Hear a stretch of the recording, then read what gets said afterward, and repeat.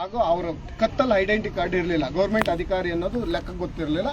ಎಲ್ಲ ಕೂತಿದ್ರಿಂದ ನಾನು ಪ್ರಶ್ನೆ ಮಾಡಿದ್ದಕ್ಕೆ ಅವರು ಇಲ್ಲ ನಾವು ಸೀಸ್ ಮಾಡಕ್ಕೆ ಬಂದಿದ್ರೆ ಒಂದು ನೋಟಿಸ್ ಇರುತ್ತೆ, ನೀವು ಏನೋ ಫೈನ್ ಹಾಕಿರ್ತೀರ, ಫೈನ್ ನೋಟಿಸ್ ಇರುತ್ತೆ ಕೊಡಿ ಅಂತ ಕೇಳಿದೆ. ಇಲ್ಲ ಅದೆಲ್ಲ ಇವಾಗೆಲ್ಲ ಇಲ್ಲ, ಹಂಗಾದ್ರೆ ನೀವು ಅದನ್ನ ಕಿತ್ಕೊಂಡ್ ಬರೋದಕ್ಕೆ ಆಗೋದೇ ಇಲ್ಲ, ಎಲ್ಲ ಅಂಗಡಿಗಳಲ್ಲೂ ಇದೇ ಥರ ಮಾಡಿದ್ದೀರಾ ನೀವು ಅಂತ ನಾನು ಪ್ರಶ್ನಿಸಿದಾಗ ಅವ್ರಿಗೆ ಆ ನಂತರ ನೀವೆಲ್ಲ ವಿಡಿಯೋದಲ್ಲಿ ನೋಡಿದ್ದೀರಾ, ಅವ್ರು ಇವನ್ನ ಡ್ರೈವರ್ನ ಎತ್ಬಿಟ್ರು, ಡ್ರೈವರ್ ಎಷ್ಟು ಬೇಕೋ ಅಷ್ಟು ಮಾತಾಡ್ದ.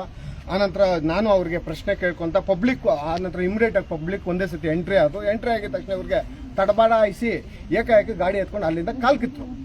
ಆ ನಂತರ ಓನರ್ ಬಂದ್ಬಿಟ್ಟು ಇಲ್ಲ ಸರ್ ನಾನು ಆ ಅಂಗಡಿಯಲ್ಲಿ ನನ್ನ ಹತ್ರ ಒಂದು 5 ಬಾಕ್ಸ್ ಕಿತ್ಕೊಂಡ್ಬಂದ್ರು ಇವರು ಅಂತ ಹೇಳಿದ ಮೇಲೆ ಅಲ್ಲಿ ನಿಂತ್ಕೊಂಡಿದ್ದಾಗ ಓನರ್ ಹೇಳಿ ಇನ್ನೊಂದು ಸ್ವಲ್ಪ ಹೊತ್ತಿಗೆ ಯಾರೋ ಒಬ್ಬ ಪೊಲೀಸ್ ನಾನು ಅಂದ್ಬಿಟ್ಟು ಬಂದ. ನಮ್ಮ ಆನೇಕಲ್ ವ್ಯಾಪ್ತಿ ಪೊಲೀಸ್ ಅಂತೂ ಅಲ್ವೇ ಅಲ್ಲ, ಆದರೆ ಬಂದು ಆ ಮಾತು ಹೇಳಿದ್ದೆ. ಆ ವಿಡಿಯೋ ಮಾಡಿ ಸೆಕೆಂಡ್ ವಿಡಿಯೋ ಹಾಕಿ ಅಲ್ಲಿಗೆ ಆಯ್ತಲ್ವಾ ಅಂತ ನನ್ನ ಪಾಡಿಗೆ ನಾನು ಮನೆಗೆ ಹಬ್ಬದ ದಿನ ಹೋದೆ.